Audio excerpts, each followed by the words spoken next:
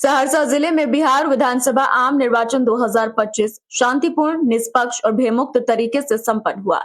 चारों विधानसभा क्षेत्रों में 6 नवंबर को बिना पुनर्मतदान और पुनर्मतगणना के मतदान पूरा हुआ। जिले में 22 कोषांक, 198 सेक्टर, 36 जोनल और 12 सुपर जोनल दंडाधिकारियों की तैनाती की गई।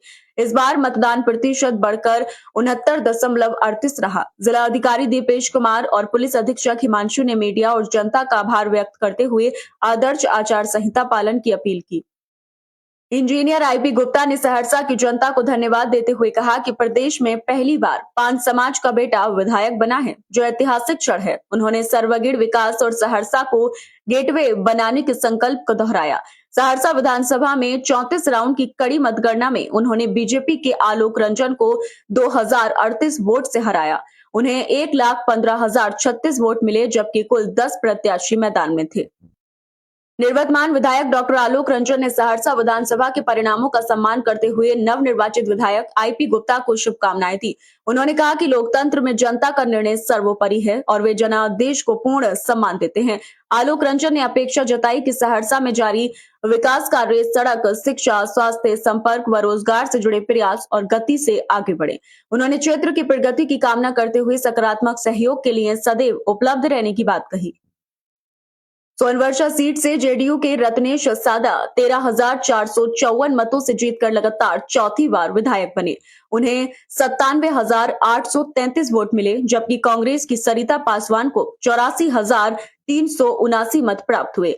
कुल 3,01,868 मतदाताओं में से 2,05,533 ने मतदान किया और 1,701 ने नोटा चुना। जीत पर ग्रामीणों ने खुशी जताई। रत्नेश सादा ने कहा कि जनता ने झूठे वादों को नकार कर एनडीए को स्वीकारा है और वे विकास व कमजोर वर्गों के उत्थान के लिए प्रतिबद्ध रहेंगे।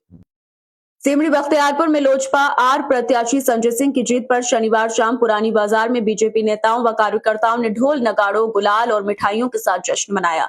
राजवीर सिंह ने इसे जनता के विश्वास की जीत बताया, जबकि परितोष सिंह ने विकास को प्राथमिकता देने की बात कही। रवीश कुमार ने कहा कि यह परिणाम एनडीए की नीतियों और स्थानीय प्रयासों की जीत है। कार्यक्रम में कई नेता और समर्थक उपस्थित रहे।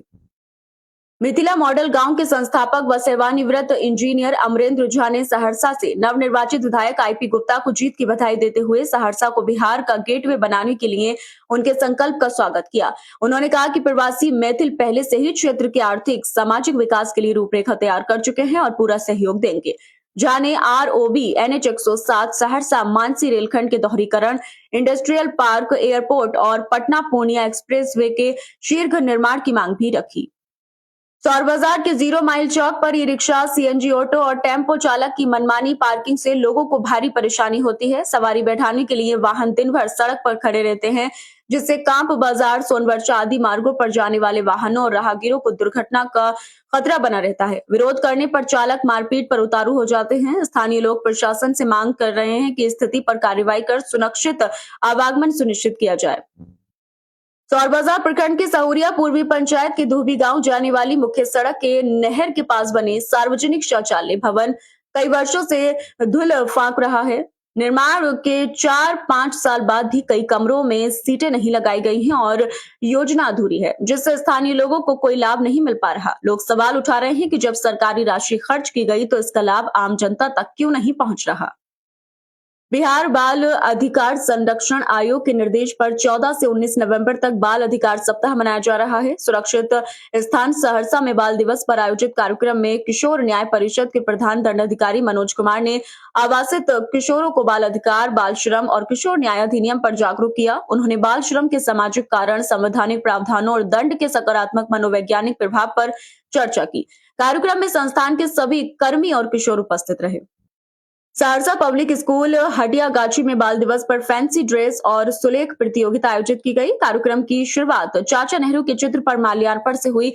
कक्षा 1 से 4 तक के बच्चों ने विभिन्न पात्रों की वेशभूषा में भाग लिया, जबकि कक्षा 5 से 8 के छात्रों ने सुलेख प्रतियोगिता में अपनी प्रतिभा दिखाई। प्राचार्य अवनीश कुमार वर्मा ने नेहरू के विचारों और बच्चों के प्रति उनके स्नेह पर प्रकाश डाला। विजेता छात्रों को मेडल देकर सम्मानित किया गया और बच्चों ने नृत्य, संगीत भी प्रस्तुत किया।